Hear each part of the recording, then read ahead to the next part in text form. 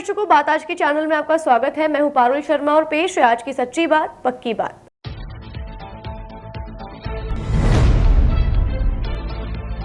सफाई कर्मचारियों के पद पर अन्य जाति की नियुक्ति का विरोध, वाल्मीकि समाज के युवकों ने किया प्रदर्शन।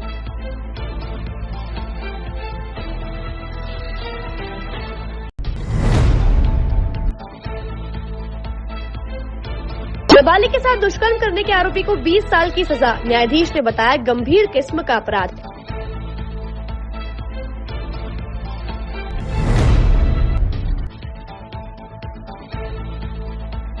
दो साल से परिचित प्रेमी युगल ने आर्य समाज में किया विवाह, एसपी के समक्ष पेश होकर लगाई न्याय की गुहार।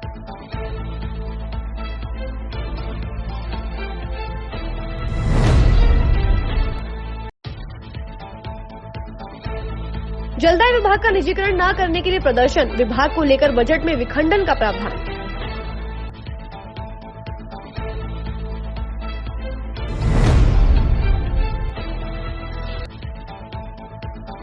नेहरू मेडिकल कॉलेज में पैरामेडिकल छात्र के साथ मारपीट, मुकदमा हुआ दर्ज।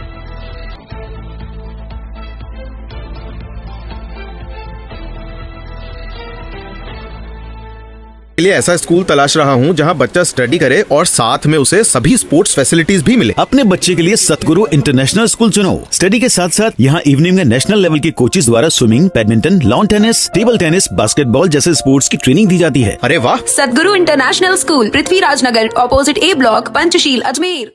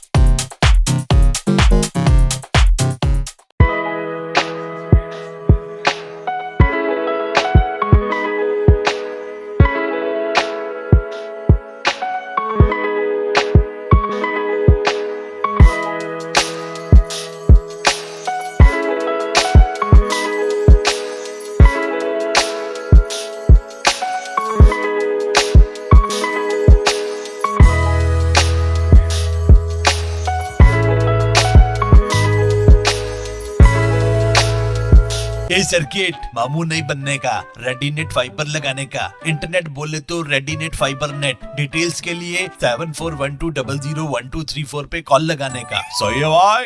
इंटरनेट बोले तो रेडीनेट फाइबर। अब शुरू करते हैं बातों का बेहतरीन सफर। वाल्मीकि समाज के सफाई कर्मचारियों ने आज काले झंडे बांटकर व काली पट्टी बांधकर विरोध प्रदर्शन किया। विरोध प्रदर्शन का कारण सफाई कर्मचारियों के पद पर अन्य जाति के लोगों को नियुक्ति देना रहा। उन्होंने कहा कि सरकार द्वारा अन्य जाति के लोगों को सफाई कर्मचारी के पद पर नियुक्ति देना सरासर गलत है और इसकी घोर निंदा करते हैं। उन्होंने यहां तक कह दिया कि यदि उनकी नियुक्ति निरस्त नहीं की जाती है तो वह नगर निगम पर हड़ताल तो करेंगे ही, साथ ही आमरण अनशन पर बैठ जाएंगे, जिसकी समस्त जिम्मेदारी सरकार की होगी। हमारे राजस्थान स्तर पर जो सफाई कर्मचारियों की हड़ताल चल रही है, ये हड़ताल इस विषय पर चल रही है कि राजस्थान में जो 24,700 कुछ आदमी की भर्ती हो रही है, वो चला रहे हैं आरक्षण के साथ सभी समाज के लेने। 2018 में लिए थे अन्य समाज के, वो एक भी आज काम नहीं कर रहा है। कोई बाबू बन के बैठा हुआ है, कोई बंगले में किसी अफसर के पे है, काम कोई नहीं करता है। उनका काम भी हमें करना पड़ता है।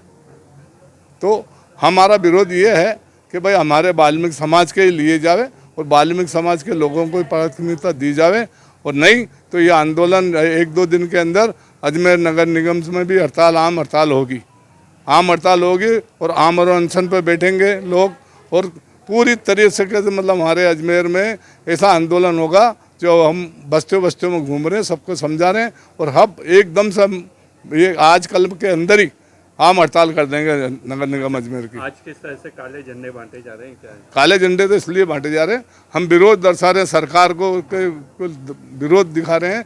तब हमारा विरोध है, अन्य समाज को लोगे तो हम बर्दाश्त नहीं करेंगे। हमारा वाल्मीकि समाज का 100% हमारा वाल्मीकि समाज का होना चाहिए। हम तो ये भी कह रहे हैं, हमारा तो ये भी मानना है कि भाई हमारे कर्मचारी जो वाल्मीकि समाज के हैं, कच्चों में ठेकेदारी में जो 10-10 साल से काम कर रहे हैं, उनको परमानेंट किया जाए। और मैं ये कह रहा हूँ कि जैसे हमने 10 साल काम किया वाल्मीकि समाज ने, वैसे वो 10 साल कच्चों में काम करे और फिर ले पेमेंट, फिर देखते क्या होता है। वो एक दिन भी काम नहीं करेंगे। कोरोना में आपने देखा होगा, कोरोना में हमारा सफाई कर्मचारी वाल्मीकि समाज का, लोग तो मुंह ढक के घर में बैठे होते, घर से बाहर नहीं निकल रहे थे, और हमारा सफाई कर्मचारी कोरोना में भी खूब काम किया है रोडों के ऊपर, अपनी जान की परवाह नहीं करके भी। तो इसलिए वाल्मीकि समाज में हूँ, नौरतमल ढेंडवाल। आनंद महाराज, अजमेर से संबंध रखता हूँ, नागरिक हूँ अजमेर का। और मैंने ये देखा है कि नगर निगम में मैं जमादार पद पे था, और 2018 में जो भर्ती की गई उसमें हमारे मोदी जी के द्वारा आरक्षण पद्धति लागू की गई। उसमें ये देखा गया है पूरे राजस्थान में ही कि उसका विरोध भी हुआ था। काफ़ी मात्रा में लोग काम छोड़ कर भग भी गए, अन्य समाज के लोग। रिजल्ट ये हुआ, संसद में भी ये मुद्दा उठा, और केजरीवाल ने भी इस बात को स्थिर किया कि भाई वास्तविक में अन्य लोगों से सफाई की व्यवस्था नहीं होती, सफाई का कार्य तो केवल वाल्मीकि समाज का ही हक बनता है, और वही लोग समाज की सफाई करते हैं और शहर को सुचारू रूप से अच्छा साफ सुंदर रखते हैं।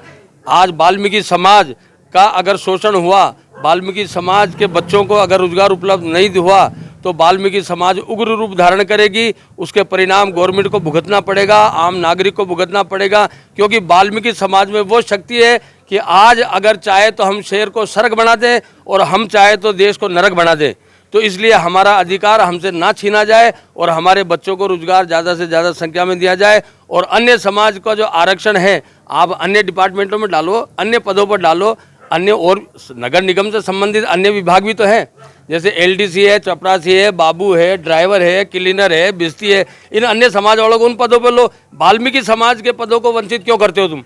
वाल्मीकि समाज का पद जो झाड़ू का, तो वो तो झाड़ू वाले को ही मिलना चाहिए, वाल्मीकि समाज को ही मिलना चाहिए। मैं इतना सही कहूँगा कि या तो जो है जनता जागरूक हो रही है, और आज हम काली पट्टी बांध रहे हैं, झंडे वितरण कर रहे हैं, घर घर झंडा लगा रहे हैं, उसलिए लगा रहे हैं कि हमारे समाज को हम जागरूक करें और ज़्यादा से ज़्यादा संगठित करें। और यदि संगठित होने के बाद अगर सरकार नहीं चाहती तो फिर आंदोलन और उग्र धारण किया जाएगा। अजमेर की पॉक्सो कोर्ट एक ने नाबालिग से रेप के आरोपी को 20 साल की कठोर कारावास और 48,000 रुपए की अर्थदंड से दंडित किया है।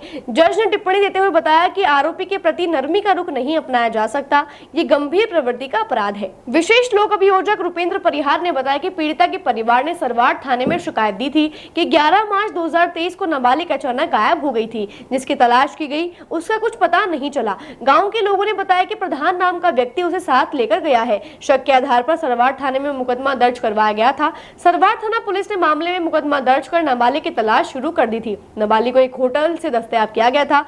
फिर उसके बाद 161 और 164 में बयान दर्ज करवाए गए। पीड़िता ने अपने बयानों में बताया कि आरोपी उसके गाँव में आता जाता रहता था, मोबाइल पर उससे उसकी बातचीत भी होती रहती थी। धुलंडी के दूसरे दिन आरोपी ने रात्रि में घर के बाहर उससे बुलाया और मोटरसाइकिल पर बिठाकर अपने साथ ले गया, जहां अलग अलग होटल्स में ले जाकर उसके साथ रेप करता रहा। पीड़िता के साथ डीएनए एफएसएल की रिपोर्ट में रेप की पुष्टि हुई थी, जिसकी आज अंतिम सुनवाई हुई और आरोपी को दंडित किया गया। देखिए, आज पोक्सो कोर्ट के विशिष्ट न्यायाधीश श्री बन्नालाल जी जाट द्वारा पोक्सो एक्ट के आरोपी प्रधान सन ऑफ राइवर को 20 वर्ष का कठोर कारावास और 48,000 रुपए के अर्थदंड से दंडित किया है।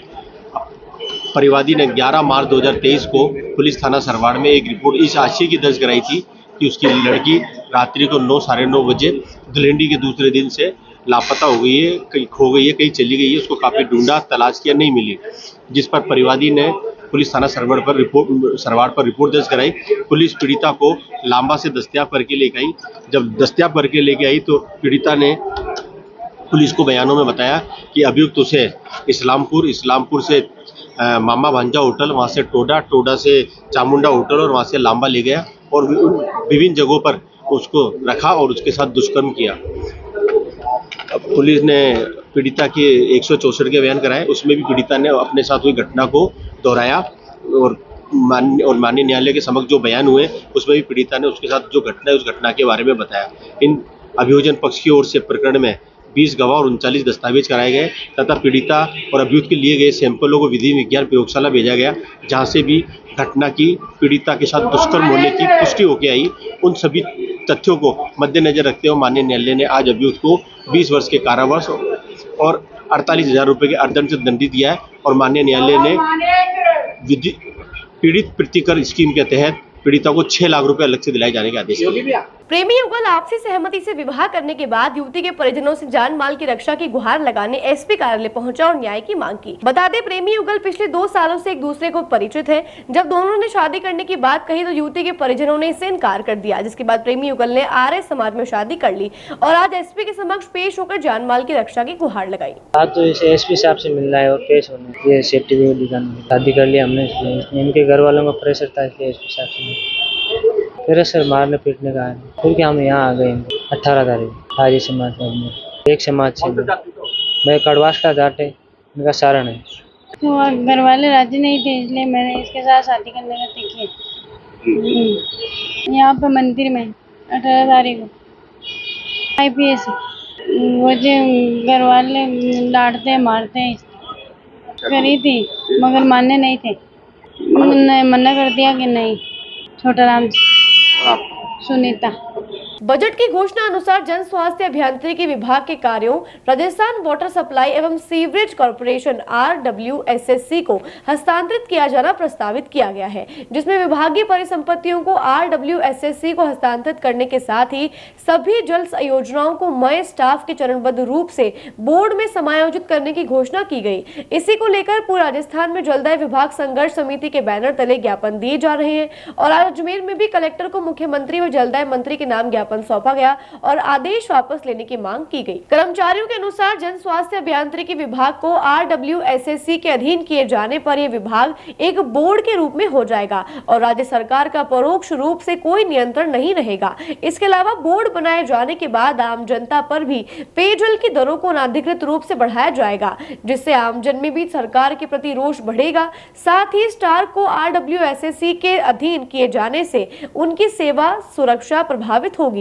बोर्ड के अधीन जाने से कर्मचारियों की वरिष्ठता में वेतन, पेंशन, परिलाभ सहित अन्य कई विवाद उत्पन्न होंगे। इन्हीं समस्याओं को लेकर आज जलदाय विभाग के कर्मचारियों ने अजमेर जिला जलदाय विभाग संघर्ष समिति के बैनर तले कलेक्ट्रेट के बाहर धरना प्रदर्शन करते हुए मुख्यमंत्री के नाम कलेक्टर को ज्ञापन सौंपा।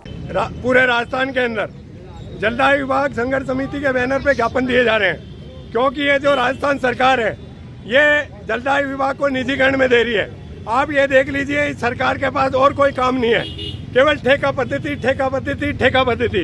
राजस्थान रोडवेज को इन्होंने निजीकरण में दे रखा है, माध्यमिक शिक्षा बोर्ड का बोर्ड बना रखा है, आप देख लीजिए नगर निगम का बोर्ड बना रखा है और RSCB का इन्होंने बोर्ड बना रखा है। तो आप इन विभागों की हालत देख लीजिए, वहाँ समय पे कर्मचारी को न तो तनख्वाह मिलती है और जो कर्मचारी रिटायर हो गए उनको आज तक 1-2 साल के अंदर उनका भुगतान नहीं मिलता है और सरकार केवल निजीकरण में दे रही है।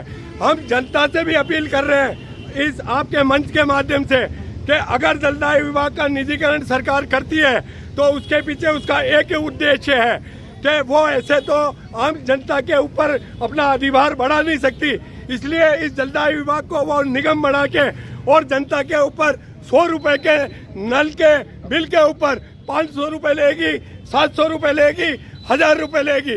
इसलिए हम आज विरोध करने आए हैं कि सरकार हमारे जलदाय विभाग का जो निजीकरण है वो बंद करे और जो सरकार ने MOU किया है वो उसको निरस्त करे।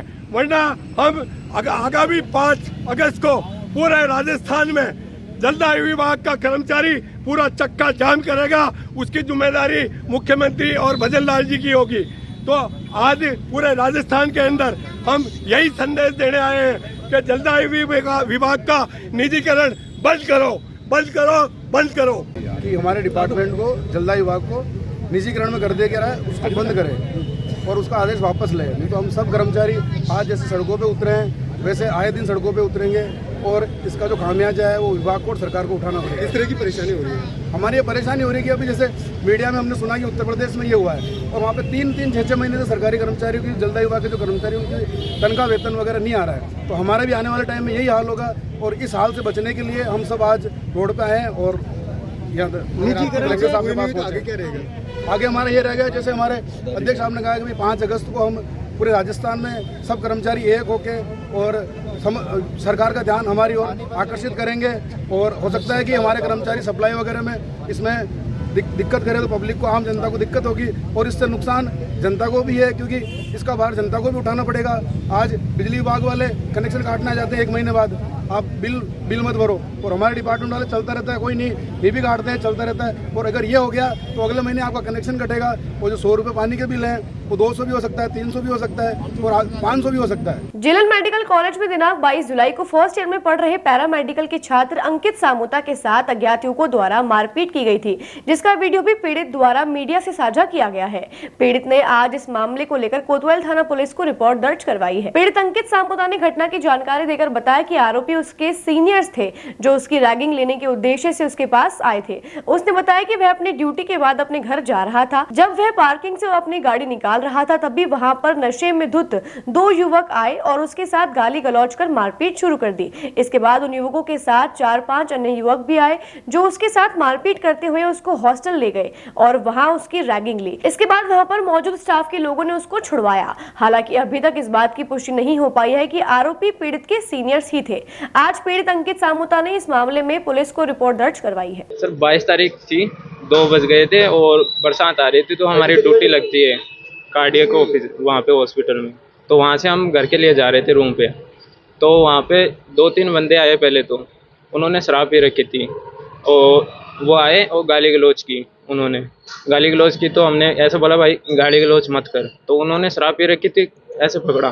पकड़ते ही फिर 2-3 बंदे और आ गए उनके और मारने लग गए। मारते मारते फिर मेरे को उठाया ज़बरदस्ती उठा के उनकी हॉस्टल है MBBS वालों की हॉस्टल, उसके अंदर लेके चले गए। फिर वहाँ पे हमारे स्टाफ वाले को पता चला तो वो आए, उन्होंने मेरे को छुड़वाया और जो मेरा साथी है साथ में था उसने वो वीडियो भी बना लिया है, वो वीडियो की क्लिप भी है हमारे पास। कोई कारण नहीं है, कोई रीजन नहीं है, लेकिन उन्होंने पता नहीं क्यों मारा है। मारपीट करने वाले कौन थे? MBBS के स्टूडेंट, अभी वैसे कंफर्म नहीं हो पा रहा है लेकिन स्टूडेंट थे वो। किसी को जानते हो? जानते नहीं है, पहचान नहीं है, लेकिन उनका वीडियो है हमारे पास में। कितने लोग थे? 6 बंदे थे, 5 से 6 बंदे थे। आपकी ज्वाइनिंग नहीं? हाँ, मैं स्टूडेंट ही हूँ। मैं भी कहाँ पर? DCLT में, वहाँ पे कार्डियक में मेरी ड्यूटी लगती है। वहाँ पे कौन से थाने में कराया मामला कर? मैं कोतवाली आगरा गेट। कहाँ आपकी चोटें आई है? ये आई है, मैंने मेडिकल भी करवा दिया उसी टाइम और उसी टाइम प्रिंसिपल को एप्लीकेशन भी दे दिए। लेकिन मारपीट कहाँ पर हुई? वो कार्डियक हॉस्पिटल के जस्ट सामने पार्किंग है, वहीं पे मारपीट हुई। आपका नाम? मेरा नाम अंकित सामोता है।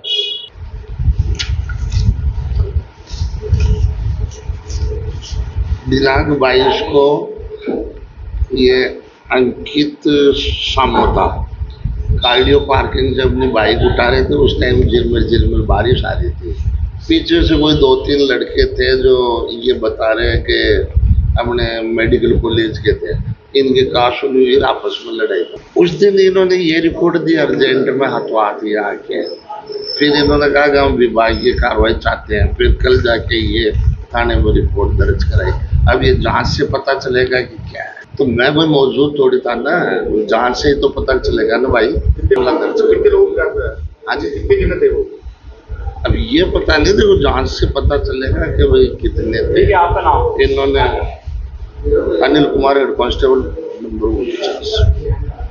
बातों को देते हैं छोटा सा विराम, जल्दी मिलते हैं एक नए सफर पर। लिए ऐसा स्कूल तलाश रहा हूँ जहाँ बच्चा स्टडी करे और साथ में उसे सभी स्पोर्ट्स फैसिलिटीज भी मिले। अपने बच्चे के लिए सतगुरु इंटरनेशनल स्कूल चुनो। स्टडी के साथ साथ यहाँ इवनिंग में नेशनल लेवल के कोचेज द्वारा swimming, badminton, lawn tennis, table tennis, basketball जैसे स्पोर्ट्स की ट्रेनिंग दी जाती है। अरे वाह! सदगुरु इंटरनेशनल स्कूल, पृथ्वीराज नगर, ऑपोजिट ए ब्लॉक, पंचशील, अजमेर।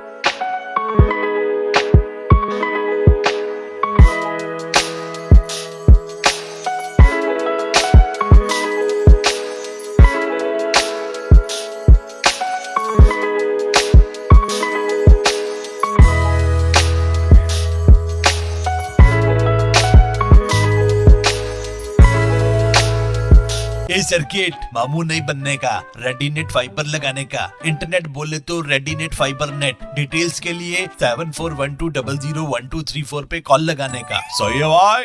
इंटरनेट बोले तो रेडीनेट फाइबर। एक बार फिर आपका स्वागत है। आइए चलते हैं एक नए सफर पर। नेक्सा शोरूम के सामने से बाइक चोरी करने वाले आरोपी को आज मैं बाइक आदर्श नगर थाना पुलिस द्वारा गिरफ्तार कर लिया गया है। बता दें, मुखबिर की सूचना पर पालरा स्थित बालाजी मंदिर के पास आरोपी बाइक बेचने की फिराक में खड़ा था। वह पूछताछ करने पर दस्तावेज नहीं मिलने पर आरोपी को गिरफ्तार किया गया है। आरोपी हरिराम निवासी किशनगढ़ के अपने थाना क्षेत्र में पूर्व में भी चोरी के कई मामले दर्ज हैं। पुलिस ने मामला दर्ज कर आरोपी से तहकीकात शुरू कर दी है। दिनांक 15/6/24 को कल्याणीपुरा अलवर गेट निवासी किशन सिंह रावत ने थाने पर उपस्थित होकर रिपोर्ट दर्ज कराई कि मैं पर्वतपुरा फैक्ट्री एरिया में काम करता हूं। फैक्ट्री में शाम को करीब 6 बजे नेक्सा शोरूम के सामने दुकान पर सामान लेने के लिए रुका था। मेरी मोटरसाइकिल होंडा शाइन जिसके नंबर RJ01 SU 2839 को खड़ी करके सामान लेने गया। सामान लेके वापस आया तो मेरी मोटरसाइकिल नहीं मिली। अज्ञात चोर चोरी कर ले गया, जिसमें माल मुलजिम की तलाश की गई। कल दिनांक 24/7/24 को जरिए खास मुखबिर इतला मिली कि एक व्यक्ति गुलाबी शर्ट में होंडा शाइन मोटरसाइकिल बेचने की फिराक में है, जो बालाजी डेयरी के पास पालरा जहां पर खड़ा है और वो बेचने की फिराक में। आदि इतला पर मनाइयो में जाब्ता के मौके पर पहुंचे तो जहां पर एक व्यक्ति गुलाबी शर्ट में खड़ा मिला, जिसके पास होंडा शाइन मोटरसाइकिल थी, जिसके नंबर RJ01 SU 2839 थे। उक्त बाइक के बारे में उस व्यक्ति से पूछा तो बताया कि मेरे पास इसके कोई दस्तावेज़, कोई कागजात नहीं है। अपना नाम हरिराम बताया, हरिराम प्रजापत बताया और टिकावड़ा किशनगढ़ का रहने वाला होना ज्ञात हुआ, जिससे गाड़ी दस्तियाब की। आपराधिक रिकॉर्ड इनके खुद के लोकल थाने में दर्ज हैं। काफ़ी मुकदमों में जेल गया हुआ है पहले भी। मेरा नाम सुरेश चंद, हेड कांस्टेबल, थाना आदर्श नगर, अजमेर। इंस्टाग्राम पर युवक को नौकरी का झांसा देकर धोखाधड़ी करने का मामला सामने आया है, जहां पीड़ित को मोटा मुनाफा कमाने का झांसा देकर 48,520 रुपए का ऑनलाइन धोखाधड़ी कर दी गई है। बता दें, गड्डी माल्या निवासी पीड़ित प्रशांत शर्मा से नौकरी के माध्यम से मोटा पैसा कमाने का झांसा देकर लगभग 50,000 की धोखाधड़ी की गई है, जिसके बाद पुलिस अधीक्षक के निर्देश पर आदर्श नगर थाने में मामला दर्ज करके मामले में अनुसंधान किया जा रहा है। मामला है दिनांक 19/7/24 ऑनलाइन धोखाधड़ी का। इसमें परिवादी है प्रशांत शर्मा निवासी गढ़ी मालियन रोड नारिशाला। व्हाट्सएप ऐप पर चैट के माध्यम से ऑनलाइन जॉब का झांसा देकर इंस्टाग्राम पर वीडियो का ऐड देखने के 10 रुपये पर वीडियो का झांसा दिया। अधिक पैसा मांगने का झांसा देकर मेरे से 48,520 रुपये 48,520 रुपये डलवाए और खाता फ्रीज होना बताया। जब मैंने पैसे वापस मांगे तो उसने 50,000 की और राशि मांगी, डिमांड की गई। राशि PNB बैंक खाते में ट्रांसफ़र होना बताया। लगभग कितने हज़ार रुपये की धोखाधड़ी हो गई है? ये 50,000 के लगभग 50,000 की धोखाधड़ी है। ये उक्त रिपोर्ट में परिवादी श्रीमान SP साहब के कार्यालय में पेश होकर दी है, जो यहाँ थाने पर जरिए डाक प्राप्त होने पर हमने मुकदमा दर्ज कर जांच अनुसंधान हेड कांस्टेबल सुरेश जी के जिम्मे की गई और उनके द्वारा जांच की जा रही है, सुरेश जी के द्वारा। सावन के पवित्र माह में महिला मित्र मंडल की ओर से प्रेमनगर स्थित ओकारेश्वर महादेव मंदिर में आज शिव महापुराण कथा का आयोजन हुआ। इस मौके पर फाइसागर रोड स्थित काली माता मंदिर में धूमधाम के साथ शोभा यात्रा निकाली गई, जिसमें बड़ी संख्या में श्रद्धालुओं ने कलश यात्रा निकाली और महिलाएं शामिल हुई। यह शोभा यात्रा विभिन्न मार्गों से होती हुई कथा स्थल पर जाकर संपन्न हुई। इसके पश्चात कथावाचक दिनेश दादीच ने श्रद्धालुओं को कथा का रसपान करवाया। भारतीय जनता पार्टी मंडल पुष्कर शहर की वृद्ध बैठक माली मंदिर पुष्कर में मुख्य वक्ता के रूप में भाजपा अजमेर देहात के जिला उपाध्यक्ष महेंद्र सिंह मंझेवला, मंडल अध्यक्ष पुष्कर नारायण भाटी की अध्यक्षता में सभापति नगर परिषद पुष्कर कमल पाठक के मुख्य आतिथ्य में आयोजित की गई, जिसमें मुख्य वक्ता ने पार्टी की विधानसभा व लोकसभा चुनाव में हुई विजय पर प्रसन्नता व्यक्त की एवं आगामी पालिका चुनाव में एकजुट होकर पार्टी को विजय दिलाने के लिए तैयार रहने का आह्वान किया एवं सभी कार्यकर्ताओं को आह्वान किया कि आप सभी कार्यकर्ता घर घर जाकर केंद्र सरकार व राज्य सरकार की जन लोक कल्याणकारी योजनाओं व नीतियों को जन जन तक पहुंचाएं एवं आम जन को इन योजनाओं के लाभ पहुंचाने का कार्य करें, जिससे पार्टी का जनाधार और मजबूत हो सके। और अन्य वक्ताओं ने भी पार्टी की रीति नीतियों से अवगत कराने के लिए कहा गया व आने वाले चुनाव में सभी को एकजुट रहने का आह्वान किया गया। आज अजमेर देहात के पुष्कर शहर मंडल की वृहद कार्य समिति की बैठक का आयोजन किया गया, जिसमें मंडल अध्यक्ष, चेयरमैन साहब, पूर्व चेयरमैन साहब, सभी मंडल इसके पुष्कर शहर मंडल के पदाधिकारीगण, पार्षदगण, सभी कार्यकर्ताओं ने हिस्सा लिया और वृहद कार्य समिति में राजनीतिक प्रस्ताव पारित किया गया। तीसरी बार मोदी सरकार बनने के उपलक्ष्य में वह राजस्थान में जो भारतीय जनता पार्टी की सरकार बनी, कांग्रेस का कुशासन का अंत होकर उसका लेकर राजनीतिक प्रस्ताव पारित किया गया।